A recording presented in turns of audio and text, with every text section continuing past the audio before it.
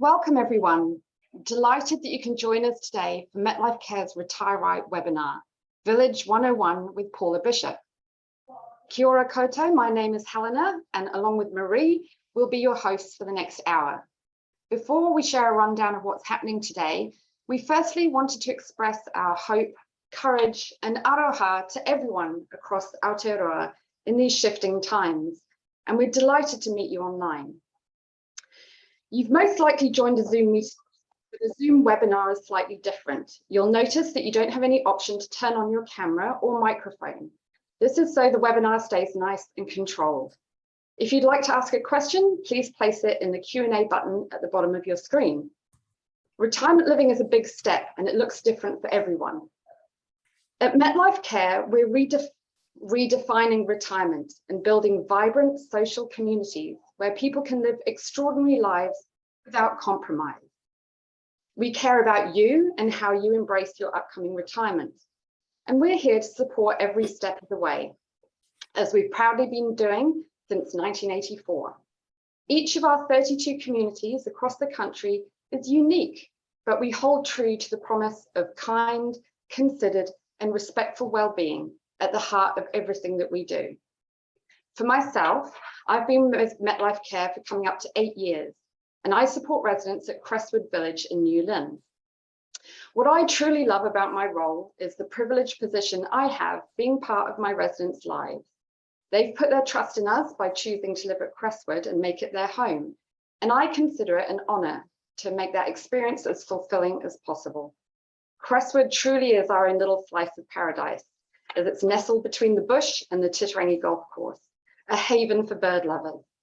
Whilst it's only minutes from New Lynn, it feels like a million miles from the hustle and bustle of city living. One of the other things I love about our village is that whilst it's big enough to have everything that you might want, it's also small enough that you can still know everyone by name. Crestwood really feels like a family, and I'm lucky to have had my family grow up in and around the village.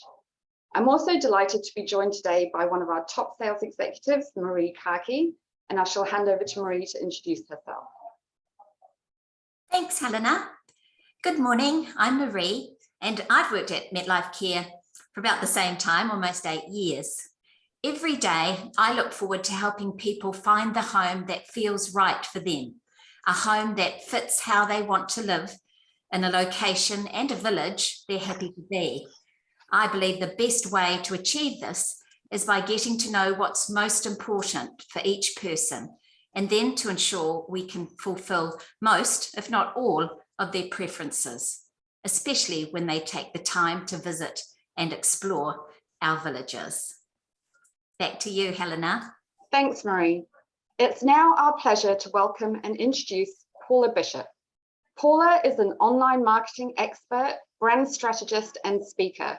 She founded Village Guide in 2015, which began as an online directory for retirement villages and care homes throughout New Zealand.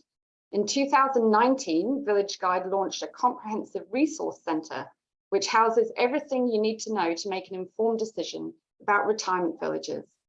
Over to you, Paula.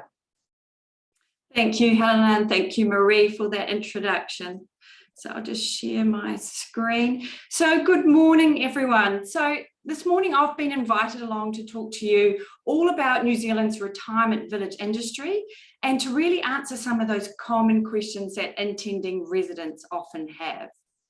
So firstly, a little bit about me. So I come from a marketing background, and around 7 years ago, I launched Village Guide.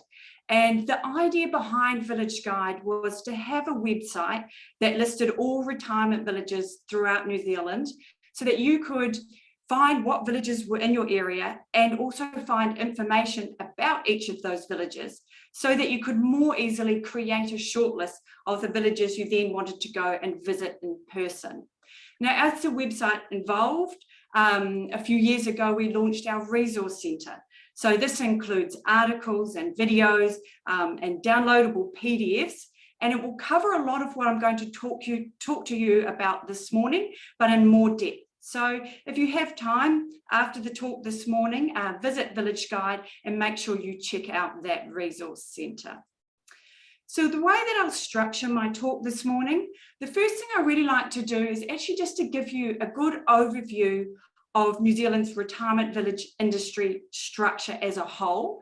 Then we'll move through to some of those common questions. And then finally, at the end, we'll have time for a Q&A session.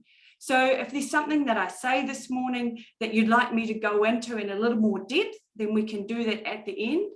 And of course, if you have a question that I haven't covered this morning, then you can ask me at the end as well. So to start, firstly, apologies. Usually when I'm giving this talk, it's in person and I have this lovely big screen behind me, so the text is easy to read. So if you can't quite read the text on the screen, depending on the size of your computer or laptop, I'll just talk you through it. So obviously at the top, we have New Zealand, the government legislation. And here in New Zealand, retirement villages are governed under the Retirement Villages Act 2003. So this act makes provision for 5 areas. So we have the registration of retirement villages. We have the occupation right agreement, which is essentially the terms and conditions between the resident and the operator. We have the Code of Residence Rights.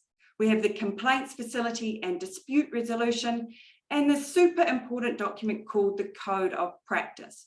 Now I'm going to take you through each of these 5 areas in a minute. But we also have 2 supporting associations, one being the Retirement Village Association and the other being the Retirement Villages Residents Association, and of course the Retirement Commissioner. Now it's the Retirement Commissioner's role to monitor the impact of retirement village legislation and then provide advice and recommendations to the Minister. And each commissioner has a 3-year term, and currently we have a lady called Jane Wrightson, and her term ends next year in 2023. Then the first association that I want to bring your attention to is the Retirement Villages Association. So they work together with retirement village owners and developers and managers. And here in New Zealand, they represent the very large majority, so 95% by unit number. And they have a pretty varied role, but one part of the role that I want to bring your attention to is the accreditation program. So when I was showing you that slide of the industry structure, one of the provisions that the Retirement Village Act makes for is the Code of Practice. Now, what the Code of Practice is, it sets out a minimum set of requirements that all registered retirement villages must comply with. So the RVA's accreditation program, what they do is each of their members are independently audited against their compliance with the Code of Practice once every 3 years. So what that means for you as a resident, if you move into a retirement village that is a resident of the RVA, then you have that reassurance that they're being audited against their compliance with the Code of Practice. Now, the second association to bring your attention to is the Retirement Villages Residents Association. So they're really focused on providing a voice for residents in retirement villages concerning the issues related to legislation and code of practice. So at the moment, they have about 8,500 members. That's roughly about 20% of all residents across New Zealand. To learn more about the Residents Association and the type of work that they do, I recommend that you visit their website because they also have a number of helpful resources. Okay, so moving on into some of the most common questions that I in my role get asked, and the questions of which we have structured our resource centre. So we're going to start by talking through some of the key documents you need to be aware of. I'm then going to take you through the cost structure of becoming a resident in a retirement village, and not just talking about the cost of when you first move into a village, but also covering costs while residing at the village, and then of course when you exit the village. We'll talk about what the operator's resale responsibilities are and what happens if there's a delay in resale. I'll take you through what happens if your home in the village was damaged. So for example, in a natural disaster like an earthquake or a fire. And then we'll cover off what level of insurance is taken out, and finally how residents' financial interests are protected. So the 4 key documents you want to be aware of are the Code of Practice, the occupation right agreement, the disclosure statement, and the code of residence rights. So the code of practice and the code of residence rights, these sit under the Retirement Villages Act, and they are standard across every registered retirement village. The two documents in the middle there, the occupation right agreement and the disclosure statement, these are the two documents that are specific to each individual village. So the code of practice, like I mentioned before, it sets out a minimum set of requirements that all registered retirement village operators must comply with. Now, it's a really lengthy document. It's about 65 pages long, and it includes things such as compliance around staffing, the ending of an occupation right agreement, so the conditions upon which either an operator or a resident can end an ORA, the transfer of residents within retirement villages. So for example, if you were to move from an independent living home up into a service apartment, for example, of course, things like maintenance and upgrading, safety and personnel security of residents, fire protection and emergency management, and the complaints facility. The Code of Residence Right, which also sits under the Retirement Villages Act, is the summary of the residents' rights. So it gives you the right to services and benefits as detailed in your ORA. So if you sign an ORA, which is the Occupation Right Agreement, with a village operator, and there was a specific service or benefit within your ORA, then you have the right to receive that service or benefit. It also includes your right to information about matters that could affect your residency. So for example, if a village is not yet complete with development, for example, they might be planning to build another apartment block, then that's the type of information that they will be communicating with you, and you have the right to receive that information under the Code of Residence Right. Also, the right to be consulted about potential changes, services, benefits or charges. So one thing we're going to talk about in the cost section is your weekly fee. Now, weekly fees can either be fixed or non-fixed. Now, if a village has a non-fixed weekly fee, then it's your right as a resident to be consulted about when that fee will be increased and what calculation is used to come up with that increase. The Code of Resident Rights also includes your right to complain and receive a timely response, and the right to a speedy and efficient process for resolving disputes. And of course, the right to be treated with courtesy and not to be exploited. Now, the Occupation Right Agreement. This is the T's and C's between the village operator and the resident. Now, often the terms occupation right agreement and license to occupy can be used interchangeably, but they're not exactly the same thing. So the way I like to describe it is the occupation rights agreement is like an umbrella term for the legal title upon which you become a resident in the village. So a license to occupy is one way. There's also unit titles and rental agreements. However, here in New Zealand, the license to occupy is the most common form of occupation right agreement. So that's what I'll focus on this morning. So a typical characteristic of a license to occupy is that it gives you the right to reside in the unit for as long as you choose. It gives you the right to the use of the various communal facilities. It is unlikely on a license to occupy that you will receive any capital gains. It's also unlikely in New Zealand that you'll actually be liable for capital loss. But when you're going around and visiting villages in person, that's an important question to make sure you ask. It's unlikely you can borrow against the value of the home. And in most cases, under a license to occupy, the village operator will control the sales process. The disclosure statement. Now, the disclosure statement is one of my favorite documents because it just gives you so much information. It's the working document that explains how the village runs from a day-to-day basis and what you can expect from living there. So it has all that general information. So who the ownership of the village is, who the current manager is within the village. It will have a section all about the community facilities and services that that village has, things like what provisions are made for maintenance at the village. And it will also have a section around the weekly fee and what's included under the weekly fee. So an important note here is what's included under the weekly fee in one village is not necessarily the same to another village that you might go and visit in the same area. So the disclosure statement will have that information for you.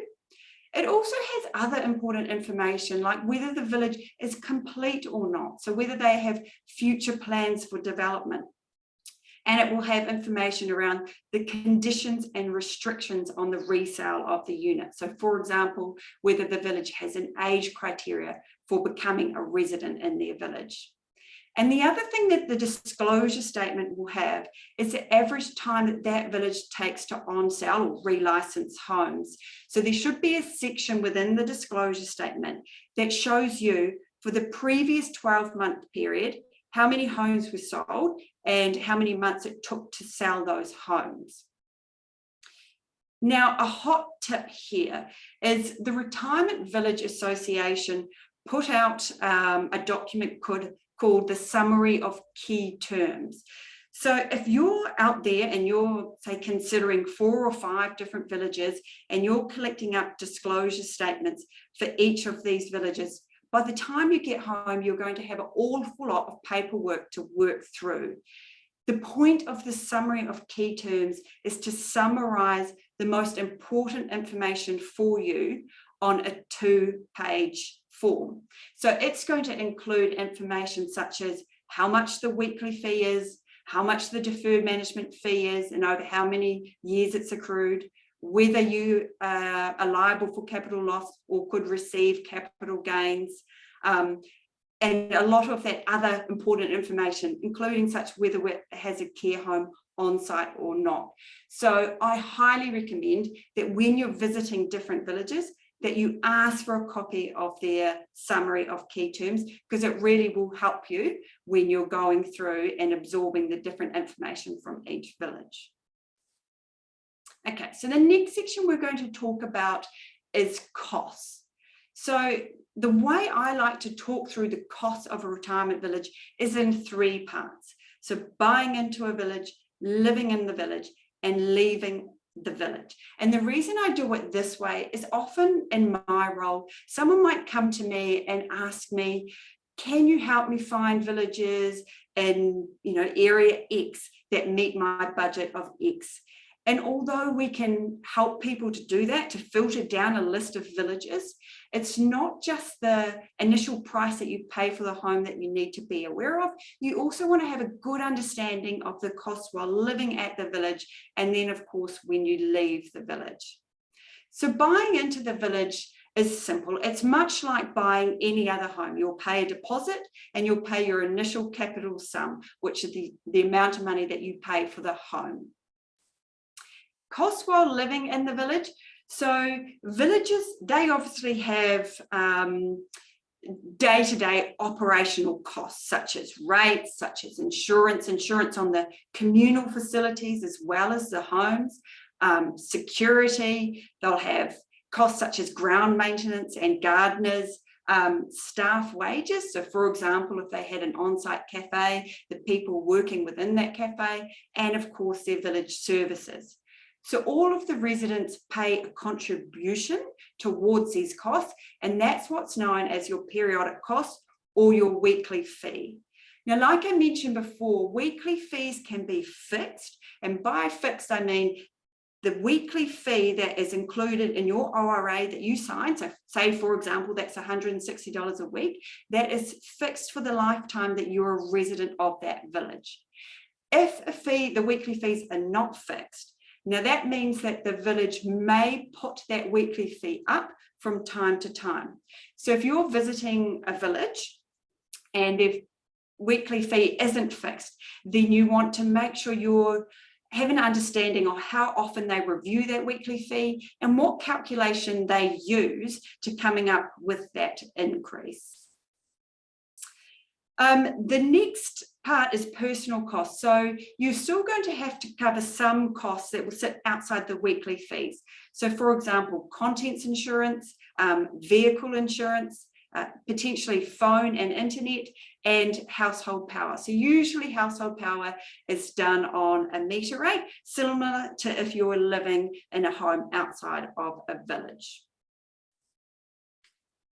Then we have add-on services. So one of the biggest benefits and I guess things that attracts people to retirement village living is all the add-on services that villages can offer you. So for example, if you wanted somebody to come into your house to do an hour's housekeeping each week, meals, whether that's meals in the dining room, or some villages even have frozen meals which you can take away and then use throughout the week, laundry services, hairdressing and beauty services, and then healthcare services. So most villages will have contracted healthcare practitioners such as physios, occupational therapists that will come in on a regular basis, and you can schedule an appointment with them. So these add-on services are optional. They sit outside that weekly fee, and you can choose to opt into these services if you wish to do so.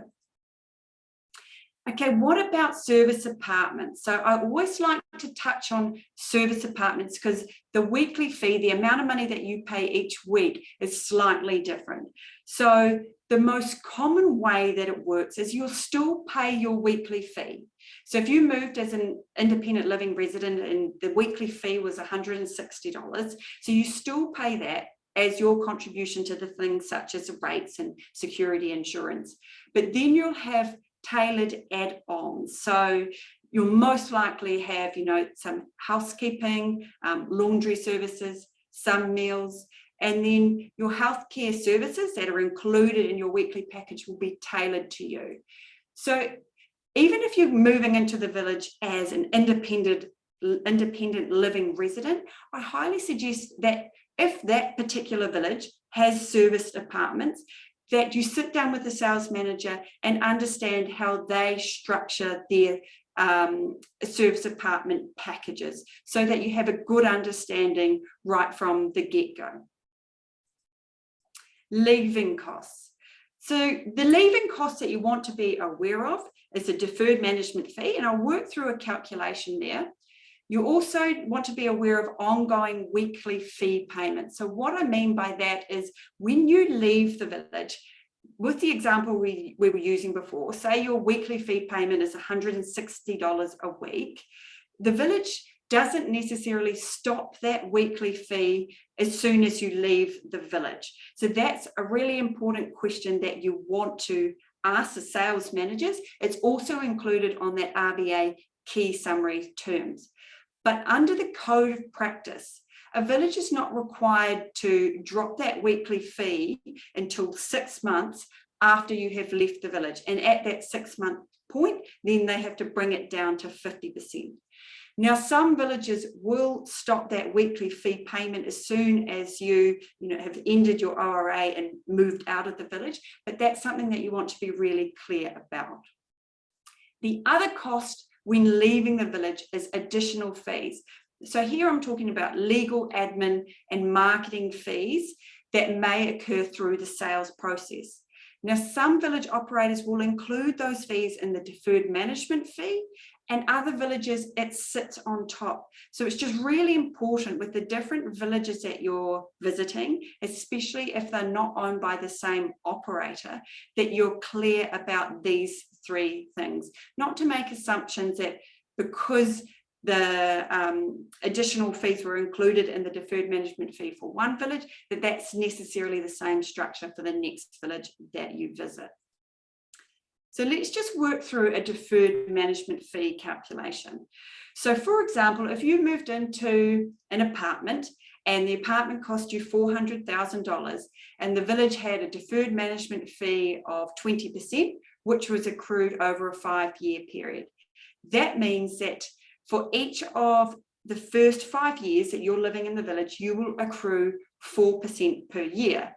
So should you move out after year 1, in this example, 4% will be deducted from your initial capital sum. So when you left the village, you'd get that initial capital sum back minus 4%, which in this example is 16,000.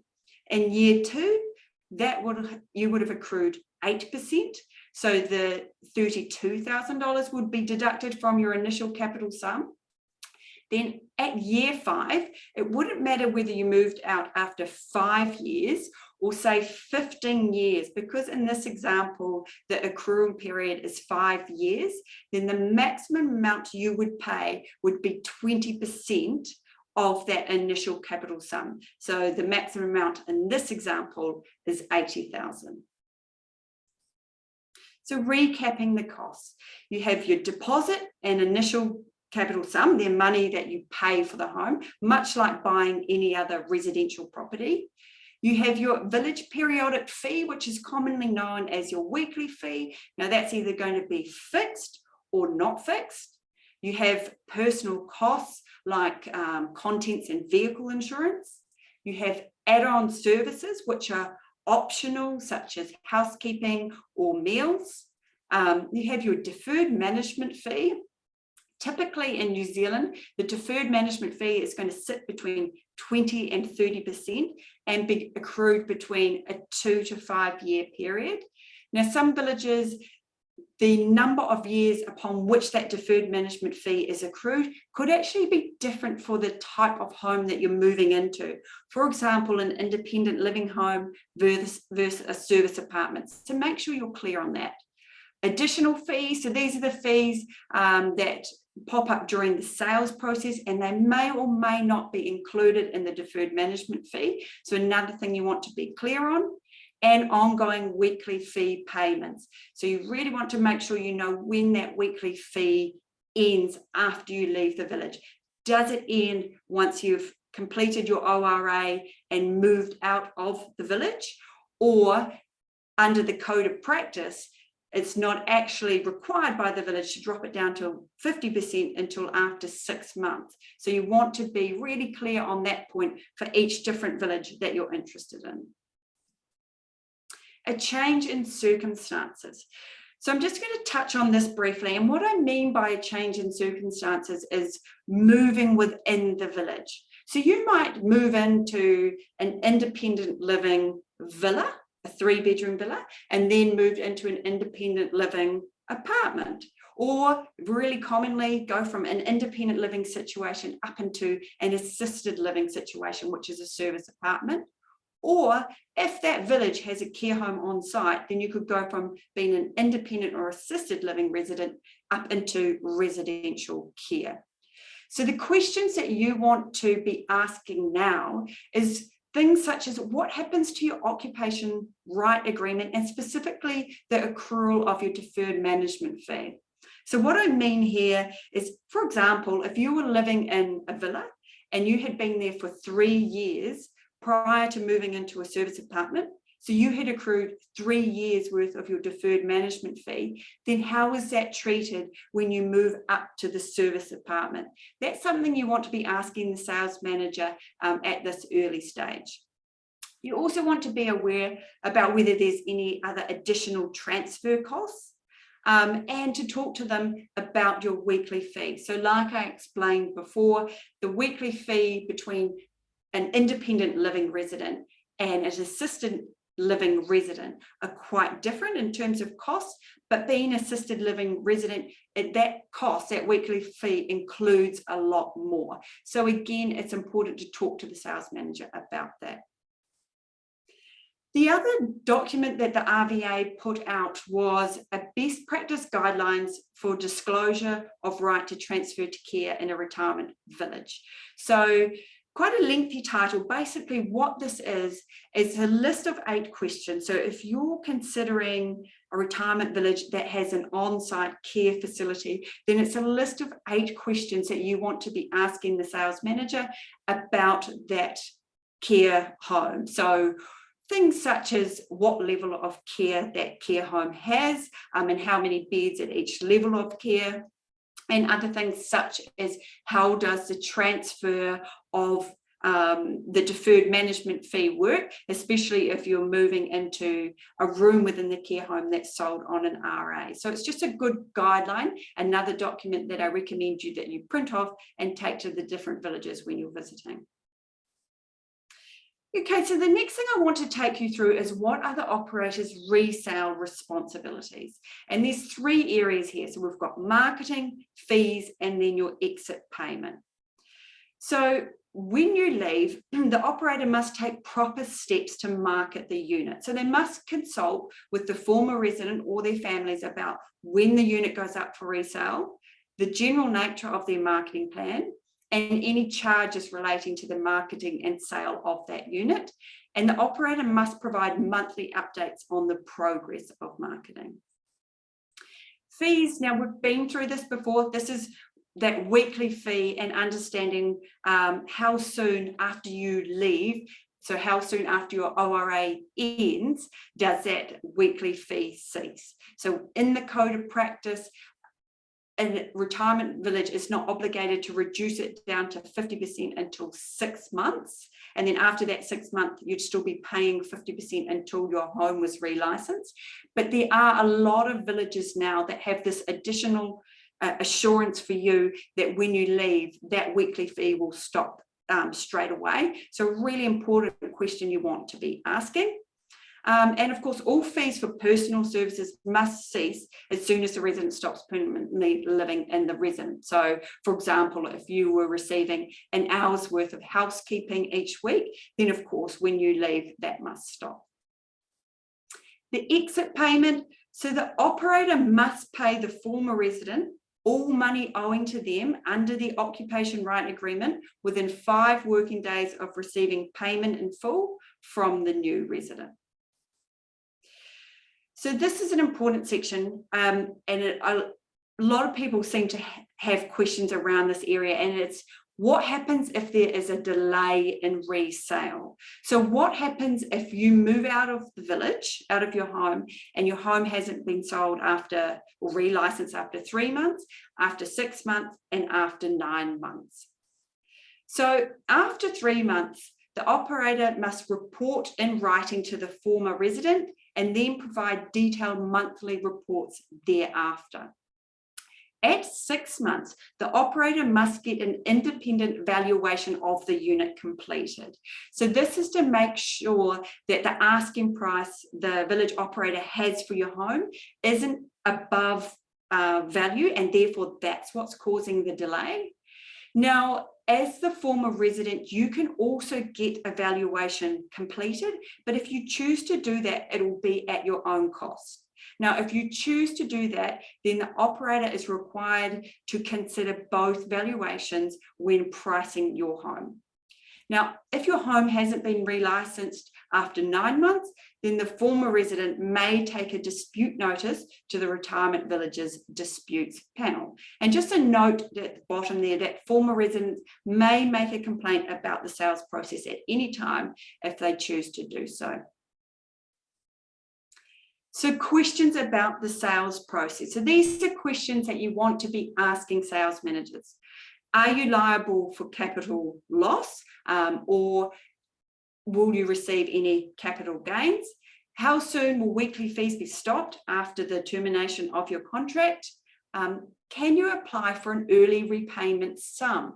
Now, again, this is an additional benefit that some operators provide, whereby when you leave a village and you're waiting for your home to be sold or relicensed to receive your capital back, then that period there, the operator may be able to apply for an early repayment sum such as $20,000 to cover that period. Now, not all village operators offer this, but some do, so it's a good question to ask. And another thing that some operators offer is if your home hasn't been relicensed after a certain period, then they'll actually start to pay you interest on the capital amount owed to you. And that again is like a reassurance from the operator that they are doing everything possible to re-license your home as quickly as possible so that you get that money owed to you back as soon as possible. And then I always just advise people to ask the sales manager, is there anything that your village has in place to support the sales process or minimize my costs during the sales process?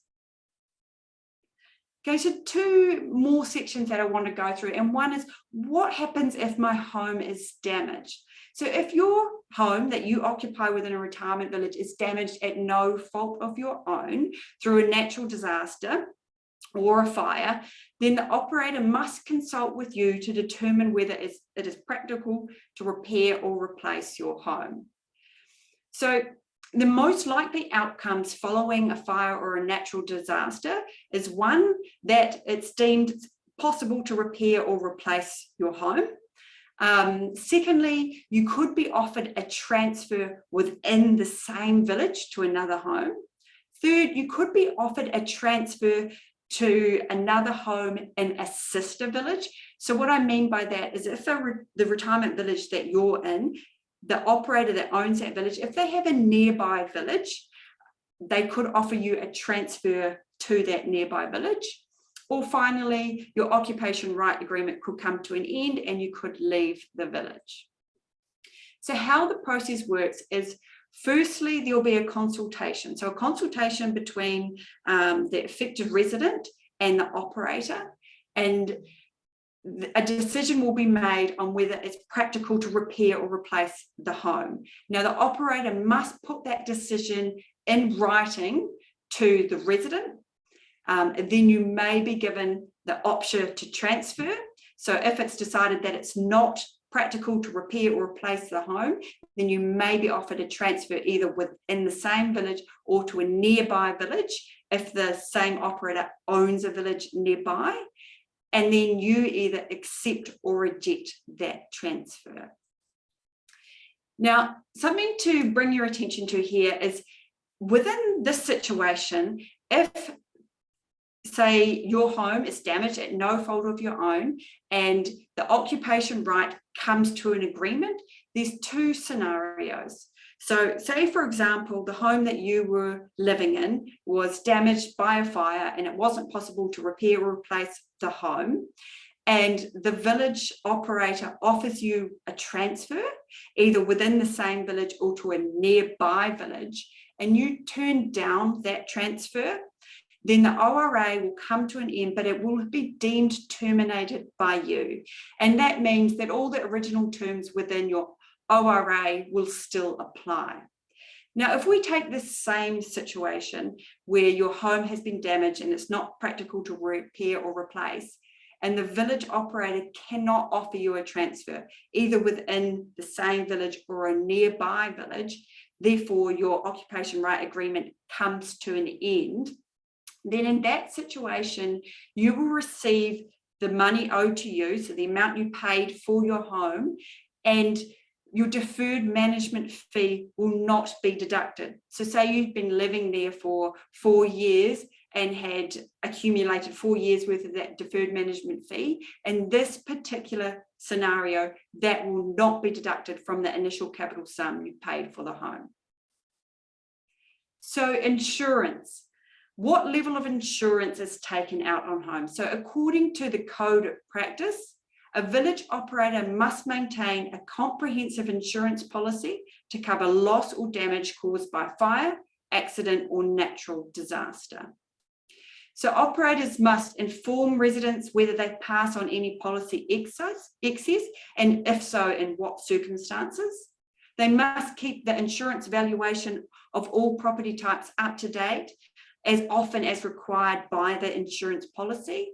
And they must provide residents with a copy of the insurance certificate of currency on request. Now, just a note here, operators are not responsible for your contents insurance or vehicle insurance. That is your own responsibility. So the final section I'm going to talk about is how are residents' financial interests protected? So upon registration, so when a retirement village is registered in New Zealand, they must appoint a statutory supervisor, and the statutory supervisor has a number of roles. So they must lodge land-based security over the village's certificates of title. They must monitor the financial position of the village. So each year the village will have its financial statements completed, and then those financial statements will be independently audited, and it's a statutory supervisor's role to go through those independently audited financial statements. They must also monitor for red flags. And what I mean by red flags is things such as if a resident is taking longer than expected to carry out scheduled maintenance, that is a red flag. If a village is taking longer than expected to on sale or relicense homes, that is a red flag that they'll be looking out for. They're also responsible for receiving complaints from residents. So there's a complete complaints process that sits under the Retirement Villages Act. The first part of that complaint process, so if a formal complaint is made by a resident and it's put in writing to the operator, then step one is obviously for the operator and resident to see if they can come up with a solution. If they can't, then the second stage is for the statutory supervisor to work together with the resident and operator to see if they can come up with a solution. And finally, statutory supervisors will facilitate AGM. So each year, a village will have their annual general meeting, and typically a member from the statutory supervisor will attend that AGM, and generally they will actually chair that AGM, and throughout that meeting, they will report back on their role for the previous 12 months.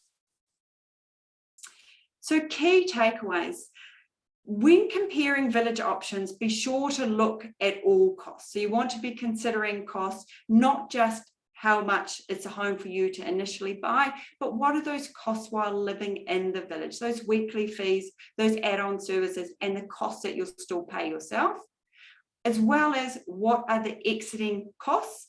So you want to be really clear around the deferred management fee. You want to be clear around the deferred management fee if you're transferring between homes, and of course that weekly fee, you want to be clear about when it ends after you leave the village. Point two, the summary of key terms that the RVA puts out. So all members of the RVA are encouraged to have a completed version of the key summaries terms, and the key summaries terms is that 2-pager, which is a summary, a good summary of the disclosure statement. So taking all that important information and putting it on a 2-pager. It's much easier to absorb information from each village on this 2-pager than having to go through the long disclosure statements. Refer to the RVA's best practice guideline around transfer to care. So this is that other 1-pager that had the list of 8 questions to be asking sales managers if they have an on-site care home. And then the final thing I always like to say to people is one of your best resources are village sales managers. So a village sales manager is generally a full-time employee. They are really different to, say, your typical real estate agent. So if you made the decision to move into a village, that sales manager doesn't suddenly disappear. Part of their role is helping you to make the right decision. So that being whether a retirement village is the right choice for you personally, and then importantly, is their village the right choice for you personally. So they are the one person in the village, together with the village manager, that understands the current village culture. They know who currently lives there and can help guide you through this process. So I really encourage you to lean on them. If you're interested in a village, then definitely book an appointment and sit down with that sales manager. Okay, and so now we have time for questions.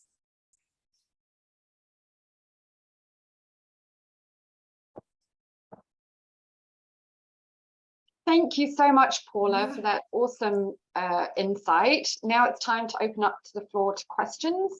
So both Paula and Marie and myself be happy to answer anything that's on your mind.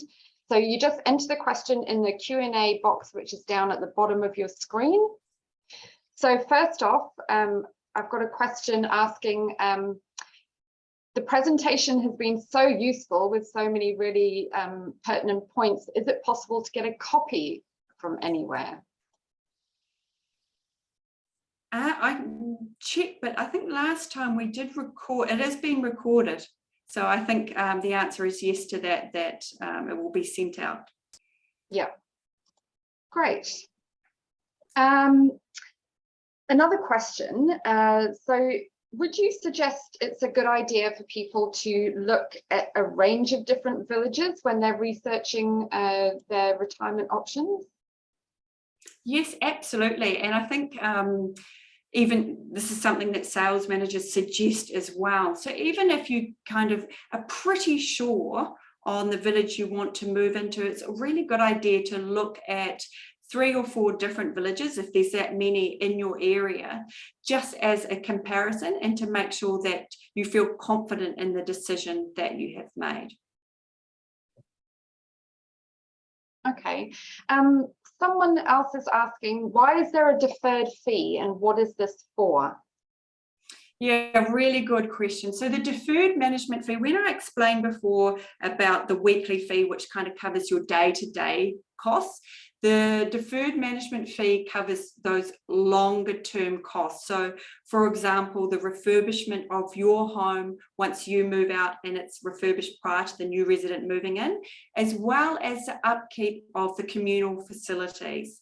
So for example, the pools, the roading, all that type of cost is generally what's included under the deferred management fee. So it's those longer term costs. Awesome. Another question that ties into that is, can you clearly explain the capital gains? Capital gains, yes. So some villages will do offer capital gains. The one thing that I would like to say around this is, if you're looking at a few different villages, some which don't share in capital gains and others that do share in capital gains, then it's really important when sitting down with the sales manager of the village that does share in capital gains that you understand all of the terms.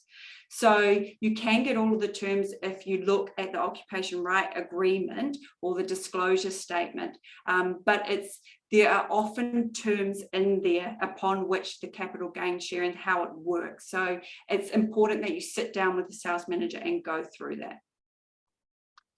So Paul, you'd mentioned quite a few important documents at the beginning of your presentation. So when would somebody receive those documents? Or maybe even if Marie wanted to answer that. Sorry, what was that again? When you... So when does somebody receive all of those important documents like the disclosure statement and Code of Residence Rights? Yes, of course.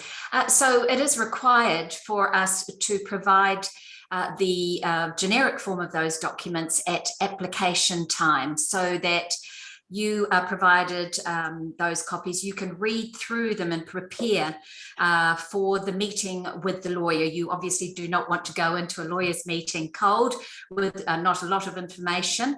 I see there's a question there with regards to legal advice and having any guidelines regarding finding a knowledgeable lawyer. Certainly, that's a great question to ask your lawyer. Have you, done a lot of or taken people through occupation right agreements? It is important that it would be great if they did have, that experience. If that particular lawyer doesn't, and you're within a particular firm, someone in that firm should certainly have some experience. We do work, we've worked with, quite a few different firms, and so we could certainly recommend a number of different firms here in Auckland and around New Zealand. But yes, you are provided copies of those documents at application so that you and your family can read through them and make notes and prepare yourself for the meeting with your lawyer and really get to know those things and ask the right questions. Hope that answers your query. Awesome. Another really important question, what happens when you die? How are those ongoing costs, etc., managed? Referring to the ongoing weekly fees, and is that what the question is? Yeah. So those particular, how the costs work when you leave the village are the same for whether you pass on or whether you, say, for example, move out of the village or into a care facility. So what's in your occupation right agreement, that's the terms and conditions between the resident and the operator, that stands regardless of the situation. So therefore they would be working with your family through those different exiting costs. Okay, so also you mentioned care, and having a continuum of care or a plan for care going forward is really important. Can people find out about care homes on Village Guide as well? Yes, absolutely. So the way that our website works is we have two parts. We have retirement villages and care homes. So if you were searching for retirement villages, you can see a list of the villages, and when you click on them, if they have an on-site care home, there will be a link to that care home, so you can actually go onto that care home and see what level of care they have. And then for others who are actually looking just for care home, you can go straight to those pages on our website as well. Okay. And there's resource centres for both, because it actually works quite differently in terms of the cost structure. Great. Another question, which is another interesting one, is how many villages have rental accommodation? I know this is something that you get asked. I actually get asked this question quite commonly. So I created a document with a link in the different regions of where they are. It's not many. So it's around 5% of total villages across New Zealand offer rental accommodation. There are a few. If that person who asked that question, I can't see the name, apologies, but if you want to email me directly, paula@villageguide.co.nz, if that's something you're interested in, then I can send you across that list. So there's a couple of questions that relate to each other just about pricing. So Roger's asking, are prices coming down at the moment as house prices, or at least the housing market, is flattening? Have you seen any change in pricing? That's a really good question. So I guess I'd start answering that question and then potentially might even pass on to Marie. But typically the cost to buy a home within a retirement village kind of sits around 75 to 80% of what a comparable home within that area would be. So they're already cheaper if you're buying on a license to occupy. In terms of pricing coming back, Marie, do you have any knowledge on that? Well, certainly what we know is that every 6 months, all village operators have their villages independently valued. And so that's certainly, and it certainly rings true that those valuations are approximately around that 70 to 75% of comparable homes within that 5K radius of that village. Certainly, so because we're doing it, they're independently valued every 6 months, you will see possibly some movement depending on the village, and also probably the age of the village. Brand new villages obviously are extremely expensive to build these days, and obviously they're going to be a little more expensive than maybe the neighbouring homes. So it just depends on the village where it's situated. Sorry to say, a postcode type situation. So that's good to know. So the pricing does reflect your local market. Yes, it's a pretty good indication of that. So you have largely answered. There was another question from Leanne, and she was asking, considering that moving into a village means you're purchasing a license to occupy rather than owning a home outside a village, would you expect the value of a similar sized and appointed home to be lower for a village than outside? And so the answer to that would be yes. And you're saying you factor it at around 75%. Yeah, just a thing to say there, that's approximately, so it will depend on what region you are in New Zealand, and in the recent few years Auckland's even been lower than that. So Rasheen is asking, what's the website address for the websites you mentioned, and is that available on the presentation when it's coming up on our website? So the recording of this presentation will be available on the MetLife Care website. Paula, your site, people can find. Yeah, villageguide.co.nz. Even if you just type Village Guide into Google, it'll pop up. Okay. Another question tying into the housing market. What happens if your house takes longer to sell? Marie, have you got any guidance on what happens in those situations? Certainly, initially, we would provide 3 to 4 months for you to sell your home. Given the current market and things taking a little longer to sell, we will certainly consider extension. We usually work on a month-by-month basis. However, people need to remember that we have an obligation to the resident that currently, or the outgoing resident and family that currently hold the occupation right agreement. And so, if it takes too long, they may request that we, return the deposit and market the unit again, or the apartment again. So it just depends on how long. Probably the industry is looking at a maximum of around 5 to 6 months at present. Okay, well, I think that's all our questions for now. So I'll just hand over to you, Marie. Oh, yes. So thanks again, Helena. And look, thanks so much, Paula. That was just an excellent presentation. I'm sure you've given our listeners or our audience lots to think about. And I'm very happy to, take any questions on behalf of MetLife Care. Thank you all for attending our webinar today. Before you leave, please feel free to drop any comments using the Q&A button. And if you'd like info on any of our lovely villages, you can visit our website at www.metlifecare.co.nz. Please add your phone and email, and one of our team will be happy to get in touch. Thanks again. Have a lovely day.